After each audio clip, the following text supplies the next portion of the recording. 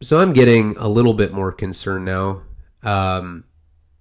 I was really in the, when I started seeing the grocery stores, because that's unprecedented. I've never seen grocery stores do that. I've never seen a collective response to that. Maybe it's because we have social media now, so hysteria can catch like a wildfire.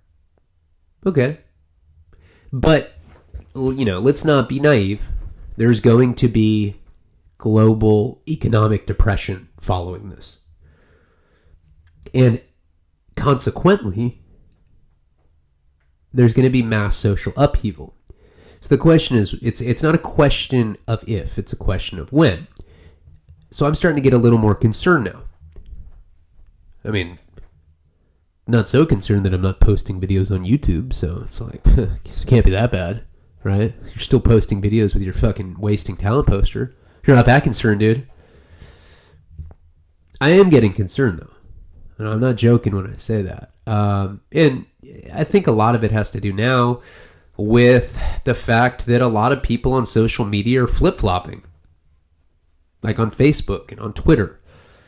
Instagram, people are posting selfies where they're frowning instead of like puckering their lips. I mean, you can't really tell what's going on in the country with Instagram as much as Twitter and Facebook, because there's actually text on those platforms. And I've seen on Facebook people just completely flip-flopping. Now, there's always going to be two sides to that. There's the inherent hypochondriac who, even if there wasn't some global pandemic, they get a cold and they start Googling stuff and they're like, oh my God.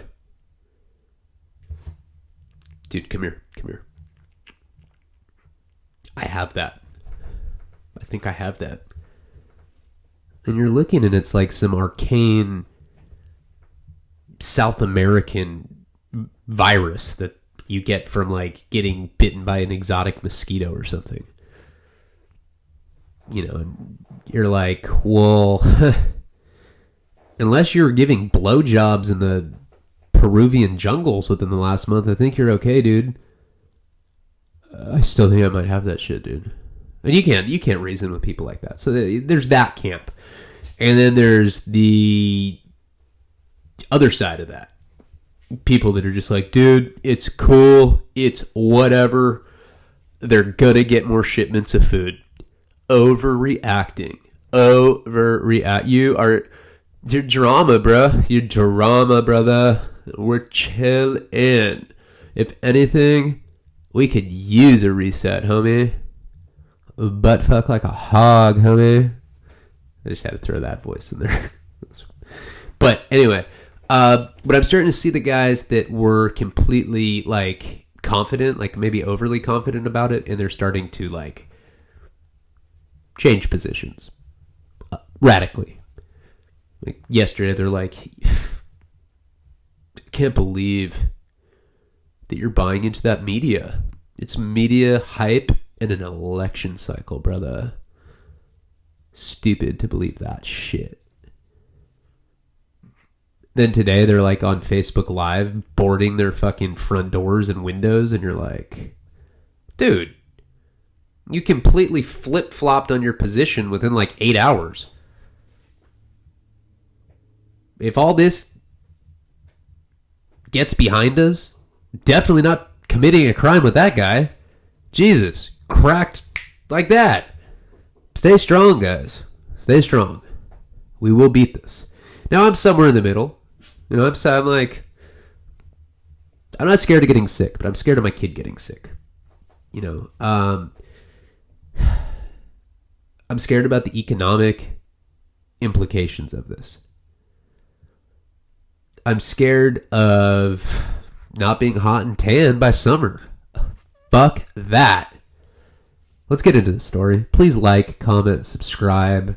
Patreon.com/Ryan Leone. Even if the world's coming to an end, I'll just keep telling you my life story because you guys seem to like that. And yeah, what else am I going to do? I'm self-imposed quarantined right now. So we're in a crazy part of this story. So I've been called into the lieutenant's office at Lompoc, USP Lompoc, which is now it's pretty much a medium security federal prison, but it's still called USP Lompoc, United States Penitentiary. But you can be there with medium points, so it's basically a medium. It's just they haven't changed the name. It's too expensive to change the sign outside. It costs like $75. They're like, fuck that. Anyway, so I'd gotten called into the lieutenant's office because I basically gave him an attitude about my blue suede shoes, and I also didn't have my ID. Not having your ID is a no-no. Now, I had checked Kong in the chow hall. He didn't do anything. He just looked at me like, very like surprised that I'd done that. Shocked. Just like just so, almost like confused. I mean, even though he didn't speak English, I mean, like, what had just happened? That's like a universal weird, that's understood universally. There's this little 5'6" midget gavacho checking him in the chow hall in front of all of his, amigos or whatever. So he was upset. And because he was upset, now I knew I was going to be in trouble with the whites. The whites. That's what those guys over there, they're the whites. I knew that they were going to be mad at me, and they already wanted me to stab a child molester. And we'd already planned it. We had come up with a comprehensive plan. Like, this is what's going to happen. It's going to happen over the weekend. But now, who knows what's going to happen because of what I had done to Kong, and now there's Mexicans upset. And now, pretty much, I'm screwed any way you look at it. I owe money to everybody. People don't know what to think of me. I'm pretty much just a liability. And then this happens. I get called into the lieutenant's office, and when I get in there, he wants me to drug test. And we talked about at the end of the last video. I ran through different scenarios and, why I should and why I shouldn't drug test. I decided to do it because it would buy me time. And again, I could have just right there and then be like, you know what? I refuse. And I would have gone to the hole, and it could be construed as me checking in, but not really. And it wouldn't be on paper that I checked in. It would be on paper that I refused to drug test. And I could always be like, I wasn't trying to get in trouble. I was dirty. You know that. But still on that hardcore prison ego trip where I'm like, dude, my prison reputation is so important to me. There's no way I can look bad. I'm going to risk my life. I'm going to risk getting a life sentence. I'm not an idiot. No way. I'm going to do what I got to do. And then while I'm in the lieutenant's office, they all run out. Something happened. They hit the deuces. Something happened in another part of the prison. And I'm like, oh my God. Like, Jamie had told me that I'd made a mistake. I knew that already. I didn't need him to tell me that. And as soon as they all ran out of, like, they never leave you in a federal prison by yourself without staff in the lieutenant's office. I was just like, what the fuck? So, and of course, I'm a convict. Now, I've always said this. I've explained this to girlfriend, and I've explained this to my wife, that one thing that prison did to me, besides making me very paranoid, besides making me have some sort of, I've become more aggressive, more violent. But another thing is that prisons made me very opportunistic. I'm almost parasitical, where anything that I can manipulate to my advantage, I'm going to be like, oh my God, an apple that nobody's eating on the desk? Fuck, that's mine. Like, if I'm just in some public setting somewhere, I'm in an office building, if I can, what the hell kind of example is that? But, what? But, anyway, as soon as they left, the first thing I'm thinking is like, well, let's see what I can steal. And I looked at, he had a computer sitting there. Now, I'd been like schooled if you're ever in a situation where they're not paying attention, you have access to a cord of any kind, whether that be a microwave cord, a vacuum cord, a fan cord, a computer cord, a TV cord. It doesn't matter what kind of cord. As long as it's not like the TV, like in the TV room, take the cord. Because what you can do with the cord, we've gone into, you can turn that into a stinger, and you can make moonshine with it. You can also fry burritos. You can make fried burritos with it. You plug it into the wall and you stick it in a bag, and you can refine the pruno into moonshine. And you can also fry burritos. If you steal grease from the kitchen, don't quote me on that. I don't know. I never did that, but people would sell fried burritos. So anyway, the point is that stingers, which is a cord, have value. Sometimes up to $100. I'm in debt. I'm doing what I got to do. So I just yank it off the computer. Because I know they're going to be like, well, we left an inmate in your office. And they're going to be like, oh, and just run back. So I rip this cord off, yank it. And I'm looking at it, it's a lot. Coiled up, it's significant. We're talking about like a softball.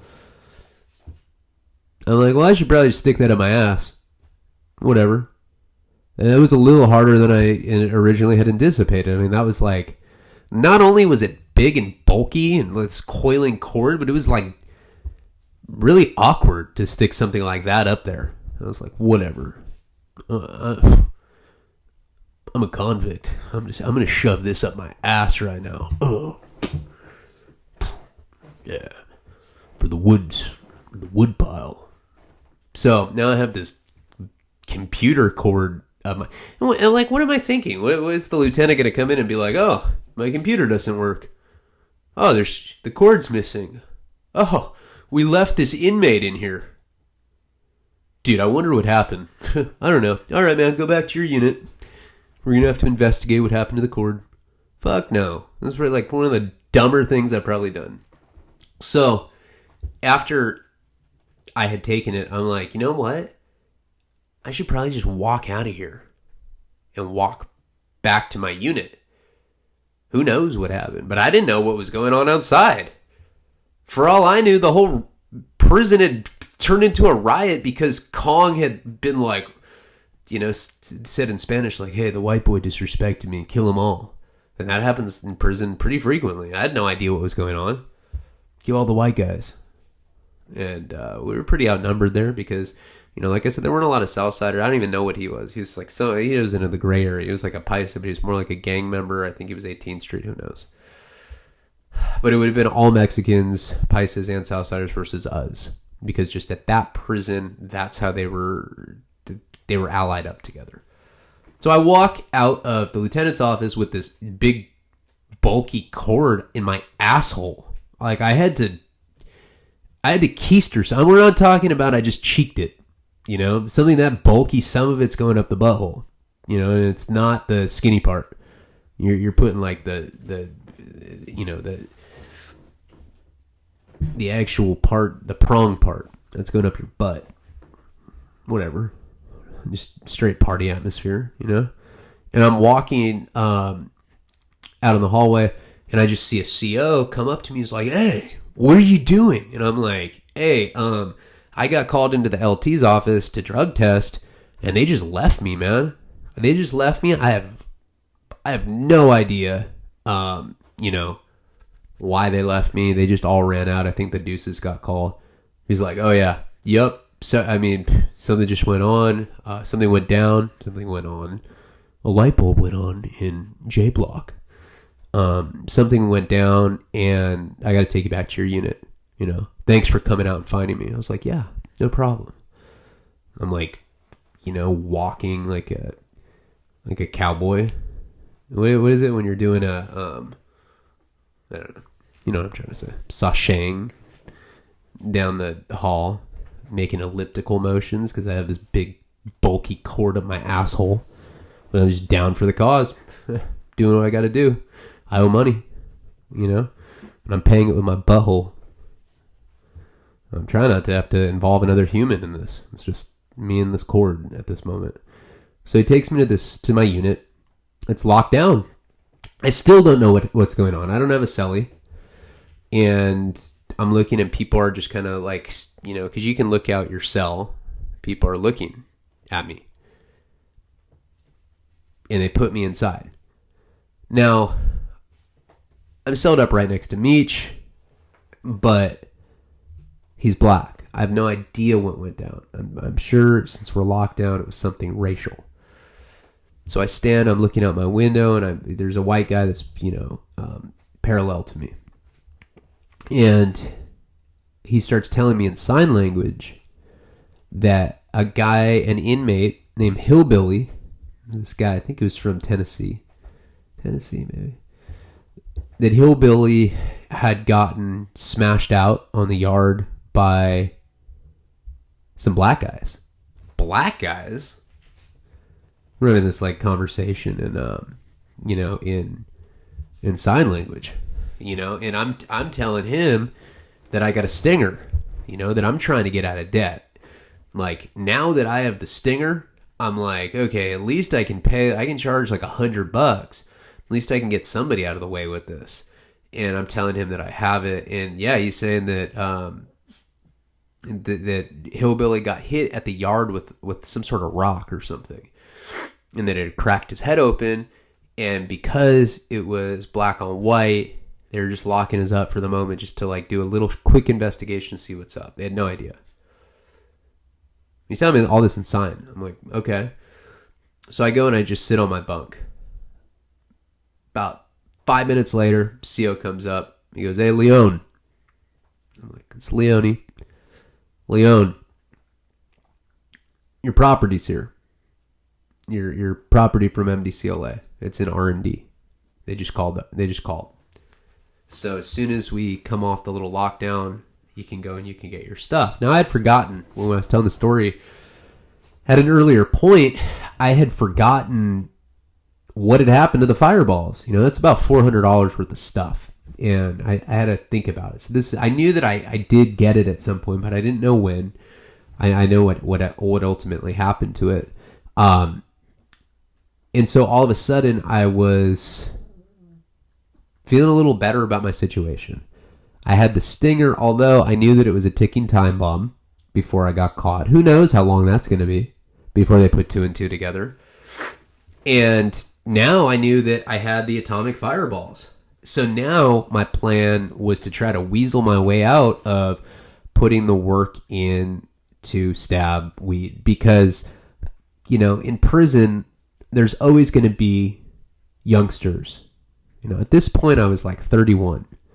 When I was 23, I came to Victorville and I was like, I'm down. I told the shot call, if you need work, I'm your guy. I'm down. They're like, "Where are you from? Santa Barbara?" I'm like, no, LA.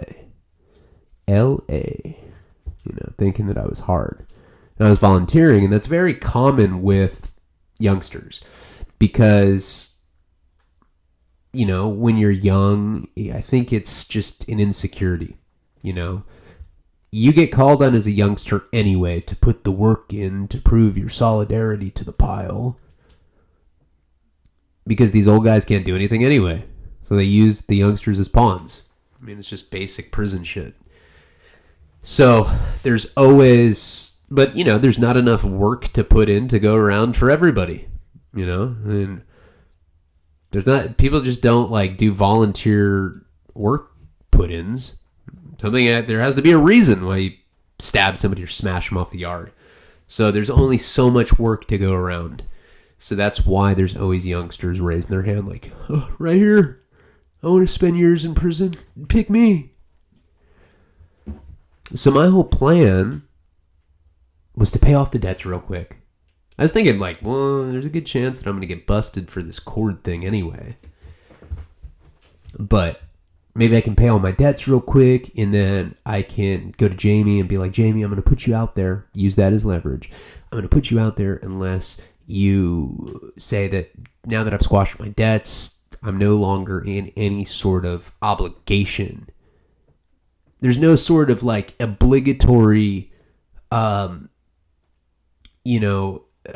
apology that I need to make if I pay my debts. So this is my plan. This is what I'm thinking in my head.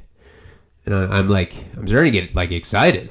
I'm like, yeah, I'm not even scared anymore. I got commissary, got my property that's coming, and I got the stinger. I'm cool. Maybe I'll get busted. Maybe I won't. I mean,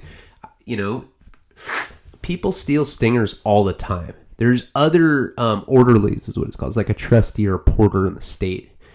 And they have specific jobs of people that work in the lieutenant's office. So it's imperative that I get rid of the stinger as soon as possible. I'm not even really thinking about what had happened, what had transpired on the yard with Hillbilly. Now, I didn't know much about that guy. I met him once, and I knew he was a big guy. Bald. He had kind of like a, Samuel Adams beard. Does Samuel Adams have a beard? I don't know why that just popped in my head for the imagery. Yeah, he had like a Grizzly Adams is what I meant to say. What did I say? Samuel Adams? Grizzly Adams. He had like a grizzly beard. And sorry, the coronavirus, just all the weird stuff that's happening is making me a little loopy today. But, he's like a bald guy and he had like a beard. I could have just said that and saved us like, quite a bit of time right now. Anyway, so what I knew about him is that he was like really in the mix in the underground drug scene of Lompoc. He was always like running up huge debts with the Mexicans, and he was always paying them. And I guess he had been in the military, and he had some sort of like check coming once a month, and his money was good. But I heard right before this happened that he was getting in a little, like he had bit off more than he could chew. Like he was one of these guys that just, because he was a big guy. He's really big. You see that a lot in prison. No matter what, the bigger guys always get away with more. It's just how it is. The alpha males get away with more in prison. I've said it over and over again. It's a popularity contest, but it's also a lot of it's fear-based. So the bigger guys get away with more because it's a lot harder to take those guys out. You have to send like 7 little kids on him to get rid of him. And, I just kind of heard rumors that he was getting in pretty deep. But getting hit by the blacks, in my ADD, I can read the sign language, but I can't do it as quickly. So, I was more, I don't know. I was kind of like, I don't know what to think of it. But I'm sitting on my bunk, and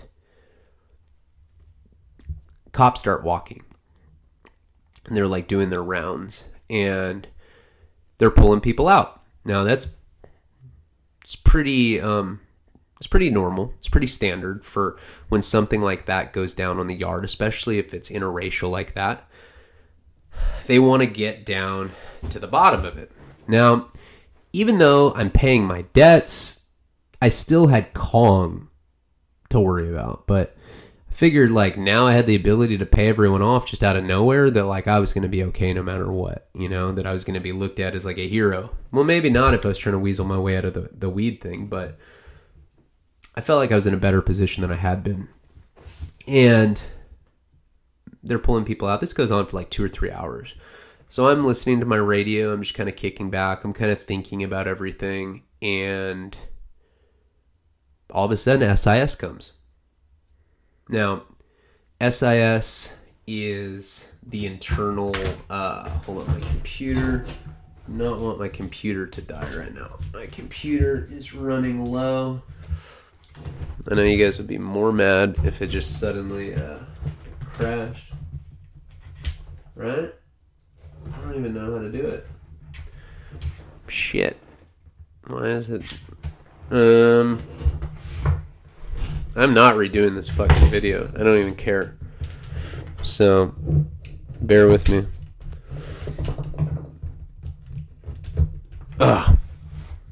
There it is. Whew, that was scary. I was like, oh my god. I just ruined the whole video. Sorry, I never do that. A little intermission. So anyway, SIS came. SIS is like the internal investigation unit in federal prison. It's the same thing as the goon squad in the state. You know, if something like, if you're selling drugs in the feds, SIS is who investigates it. They're like an investigative unit within the correctional officers. You know, they're like the detectives, so to speak. And they come to my cell. And when they come to your cell, you know you're fucked. You know, I knew I was fucked because it was probably over the cord. I was like, right when I had the ability to get out of all of this, except for maybe the monkey or the Kong thing, SIS shows up and they say, put your hands behind your back, step out of the cell. I already knew I was going to the hole. I was like, fuck. Put my hands behind my back and they cuffed me.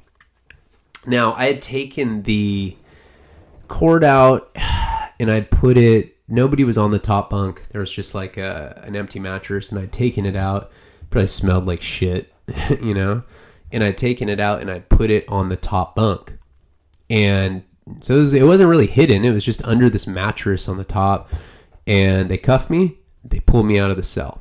So I'm cuffed and I'm like standing outside the cell and I'm looking at, like, everyone's like kind of looking out their little cell window at me.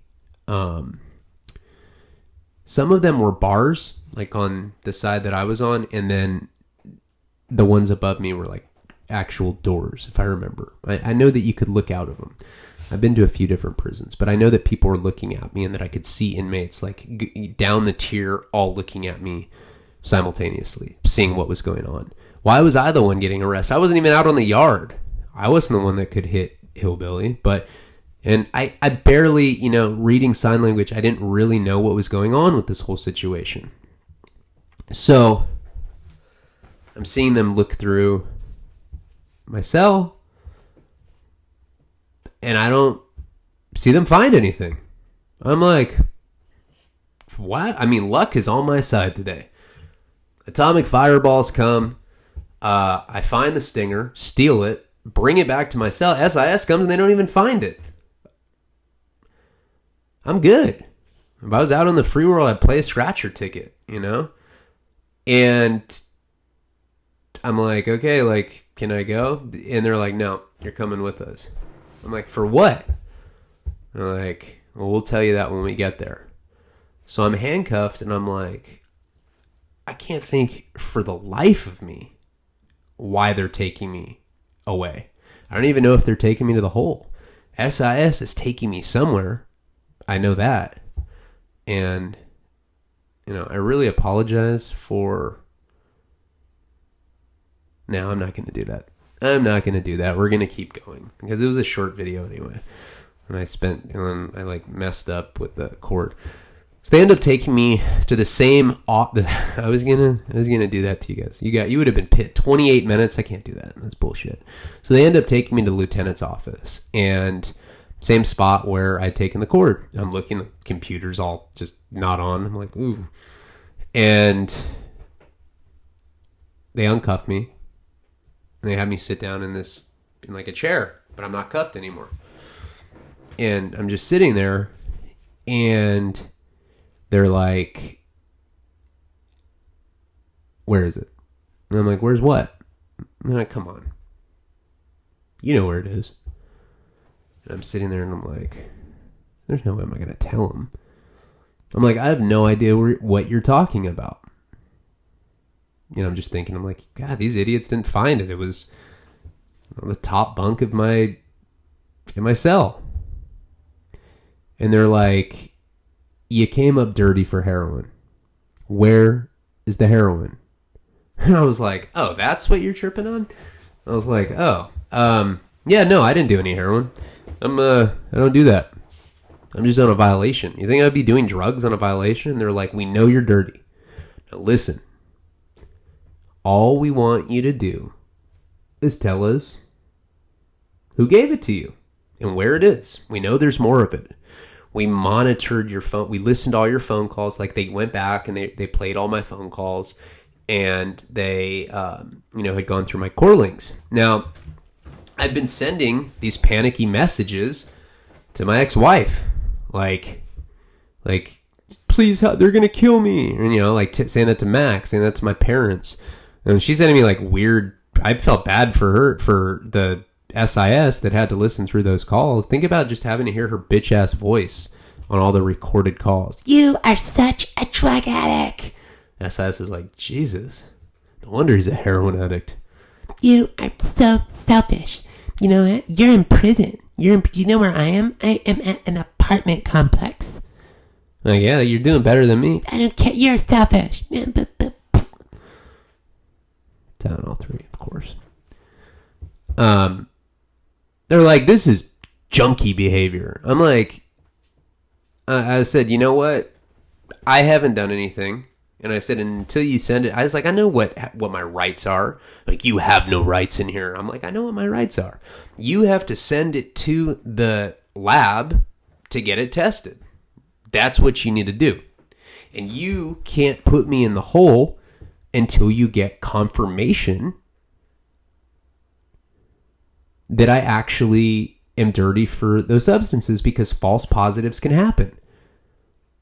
I said, and you're just using this to try to manipulate me into telling on somebody. And I'm not going to do it. I was like, I didn't tell on my case when I got 5 years. I didn't tell on my first 5-year term. I didn't tell the last 7 times that I got busted and put in the hole. You think I'm going to tell you anything now when I'm on a 3-month violation? What's the worst you can do to me? Put me in the hole for 6 weeks? And it was less than that. Now it's about, it was probably, 5 weeks. 5 weeks until my release date. And, they said, well, it's within our discretionary power to lock you up just based on suspicion of you using narcotics in our institution, because it compromises the safety. Now, I'm like, holy shit. If they lock me up right now, I'm going to have a lockup order, because they give you a lockup order in state or in federal prison. And what a lockup order is it's a description of why you're in special housing unit, which stands for SHU, or the whole ADSEG, administrative segregation. Now, you either go there if you are a check-in, generally if you have bad paperwork, or, some people will check in over debts. Like, in the situation I'm in, seriously, I'm not trying to toot my own horn, but like 90% of people in the feds would have checked in at that point. And I probably didn't, just because I'm stupid. I'm just like, oh, I'll get out of this somehow. It's how I've been my whole life. Well, this isn't shit. I've been through worse. Whatever. I'll just roll the dice of my life. And that doesn't always work out the best for me.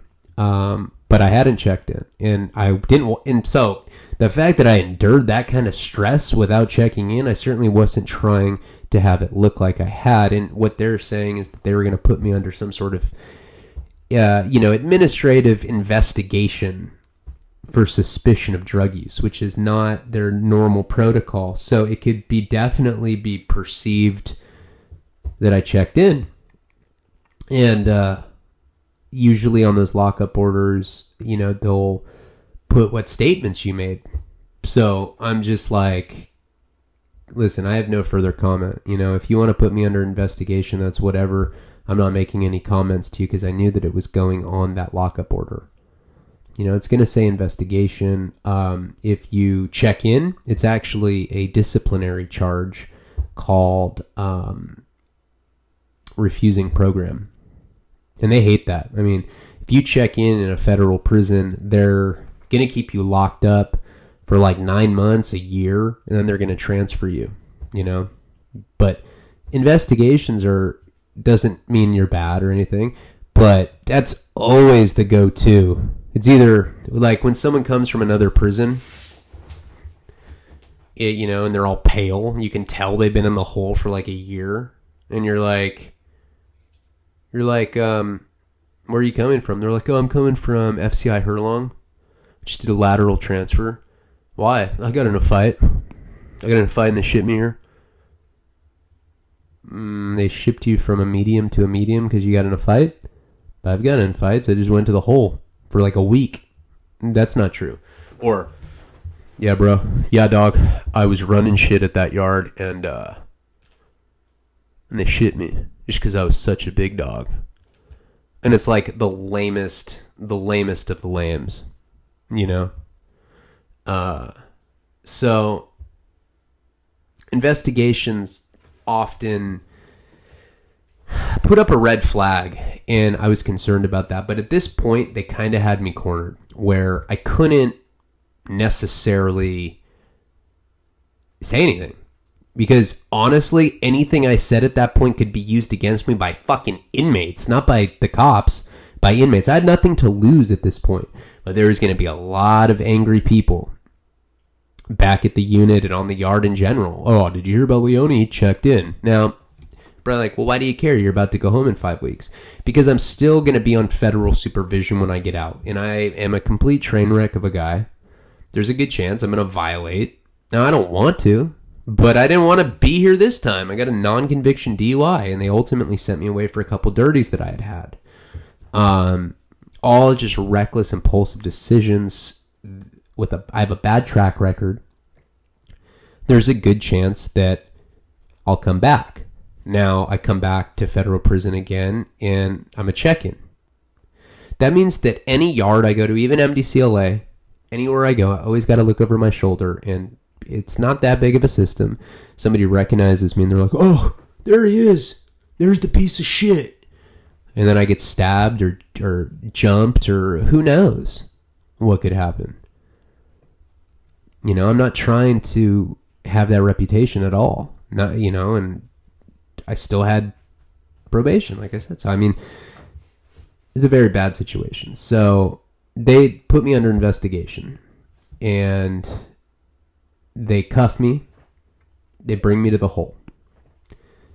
I don't see anyone as they're taking me. The place is still on lockdown.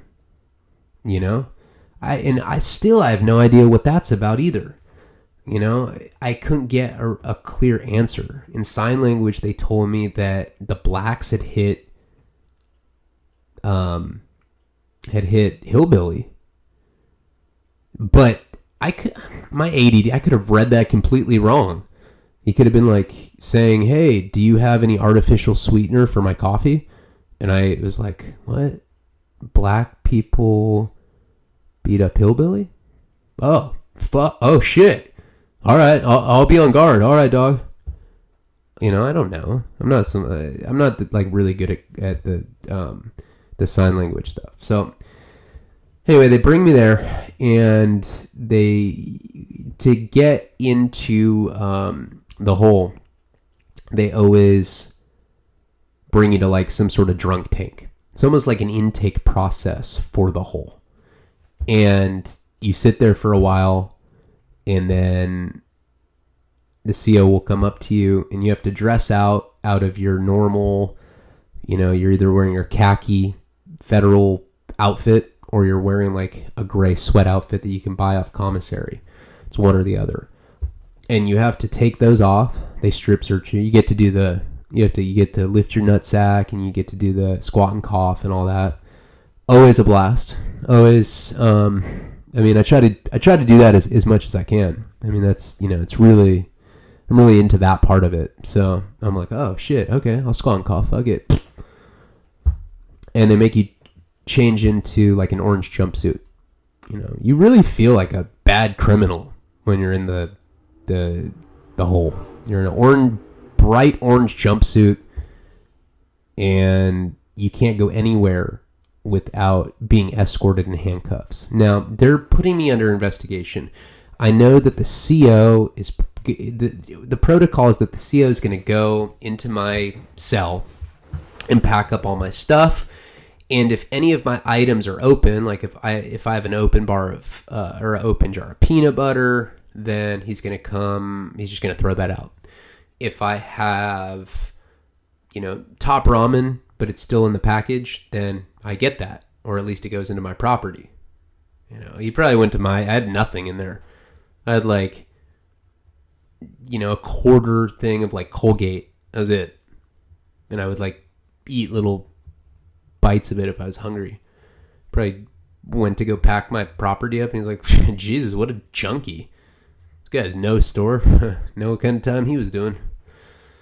And so I was hoping that I'd be able to get a message back to the yard, and at least, because they don't pack your property right away always, especially in the circumstances in which it happened, where it was in the middle of a lockdown. I still didn't know what was happening.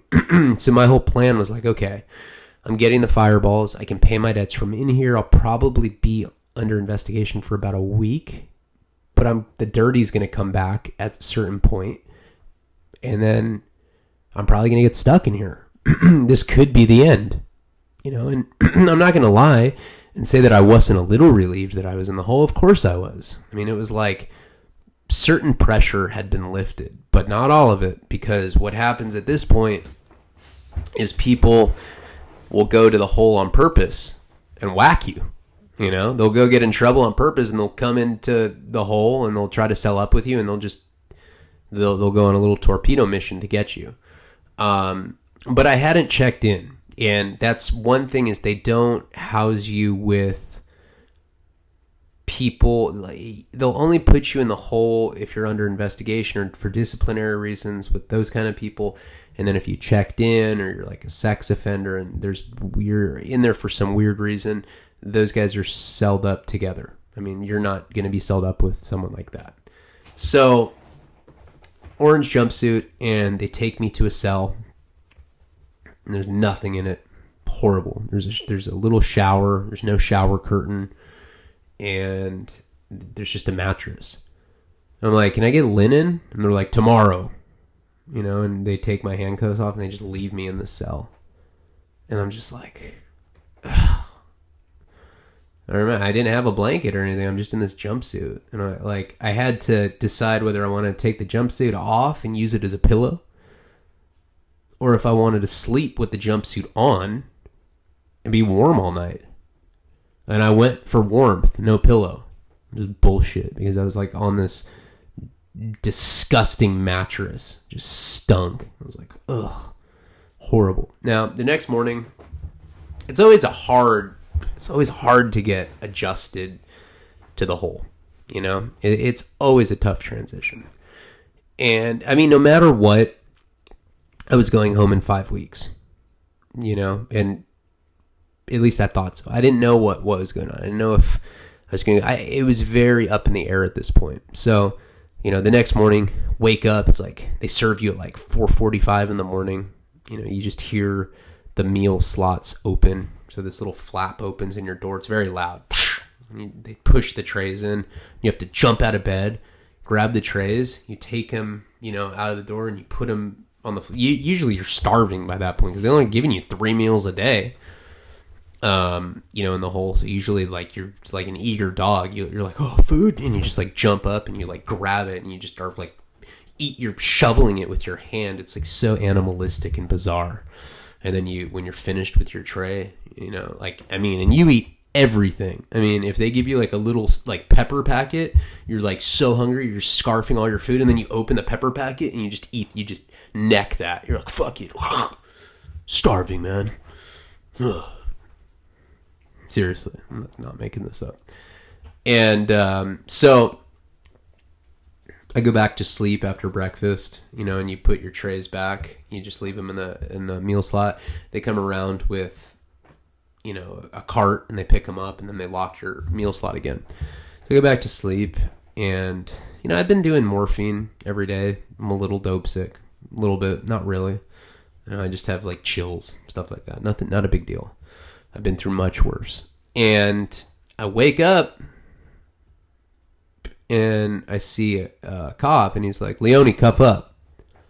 I'm like, did I make bail? He's like, cuff up.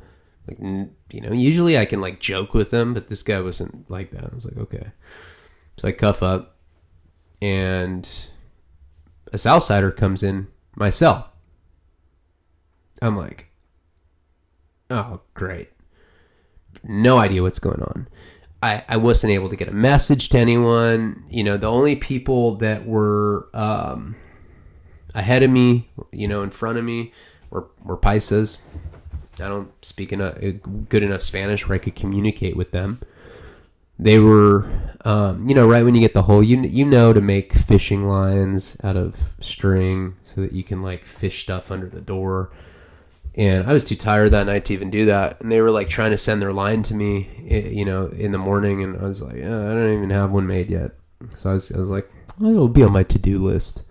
I'll masturbate about 8 times, then I'll get to making my fishing device. Horrible lifestyle. So now I'm cuffed up and the Southsider comes in. Now I have no idea what this dude's about. But I had to cuff up, so you have to stick your hands through the meal slot. So I cuff up. I walk back into the center of the cell, and they bring him cuffed. And they close the door, so we're both cuffed just in the cell. It's a very weird thing. I'm like, hey, I'm Ryan. How are you? He's like, I'm Killer. I'm like, fuck. Nice to meet you, Killer. Where are you from? I'm from Santa Barbara. And he's like, says some neighborhood. He's like, patateas, totas. Whatever, how they say it. Like some sort of rhythm. I'm like, God. He's like, hey, let me ask you something, dog. I said, what's that? What's that, Killer? He's like, are you active, dog? Are you active, perro? Now, he's asking me if I checked in. He's asking me if I'm a dropout. If I checked in, that I'm no longer active. I'm no good anymore. I'm permanently labeled a scumbag, piece of shit, turd, whatever you want to say, bitch, punk. Oh, God, jeez. Tell us how you feel, Ryan. And I'm like, nah, I'm active. And he's like, well, are we allowed to sell up together because you're white, though? Are we allowed, and I'm not? Right away, I was like, okay, he's named Killer. It's one of those ironic jokes because this guy's just a moron. He has no idea what's going on. Cool, I'm good. I was like, I believe we're allowed to sell up together. I said, I am active. Are you active? He's like, yeah, dog. I'm fucking Killer from fucking Carpinteria, whatever he said, from South Calita, dog. I'm like, okay. He's like, but I don't know if we're like allowed to sell up together, dog. I said, well, ask somebody, and if we're not, we'll just fight. We'll just get it. We'll square up. He's like, all right. Now, the dynamic in this relationship is already weird. You know what I mean? We're already like, well, hey, I might have to check with my homies and like see if like we might have to fight, dog. I'm like, yeah, well, all right. If the homies say we got to get down, we got to get down. I could already tell he was just a completely green, So he's like, hey, do you care if I get the top bunk? I'm like, I don't know, man. I love the top bunk. He's like, for real, dog? I feel safer up there. I'm like, Jesus, Killer.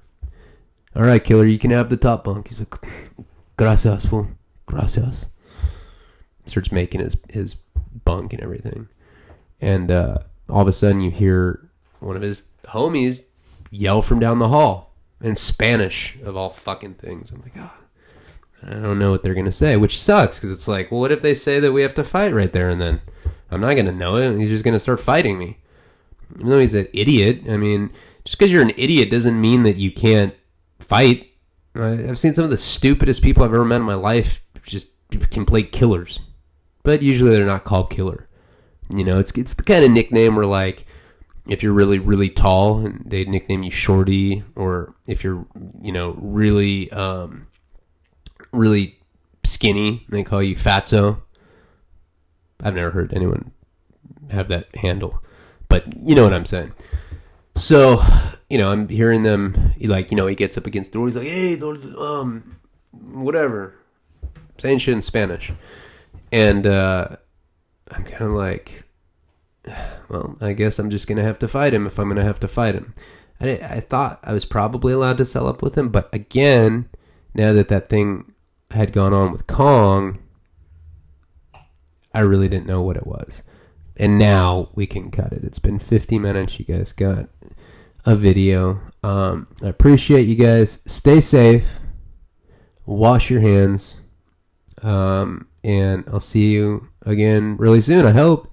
We don't see each other again, and for some reason, some huge end of the world thing breaks out. I love and appreciate you guys so much for everything that I feel we've been through together. And it will continue as long as we stay alive. Palabra.